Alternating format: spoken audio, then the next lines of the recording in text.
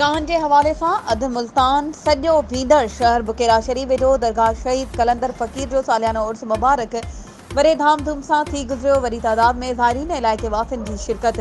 सैयद रोशन Ali Shah, Syed Sajjad Hussain Shah, rice Imran Khan बोलतार, वॾेरो Mohammad Ali नाहियो, वॾेरो गुलबहार खासकेली, अख्तर अली अमरानी, वॾेरो यूसुफ नाहियो दरगाह ते चादर चाढ़े मेले जो इफ़्तिताह कयो। मेले जी मेहंदी अख्तर अली उमरानी पारां आंदी वई। मेले में ॿारनि लाइ झूला, रांदीकनि जा स्टॉल, मिठाई जा स्टॉल पिणु लॻाया विया। सिंध जी सकाफ़त रांदि मल पहलवाननि जा सख़्त मुक़ाबला थिया, जंहिं में मल पहलवाननि पंहिंजी ज़ोर आज़माई कई। जॾहिं त पहिरीं, ॿीं ऐं टीं जोड़जे मल पहलवाननि खे इनाम तौरु ट्रॉफ़ियूं ऐं कैश इनामात ॾिना विया।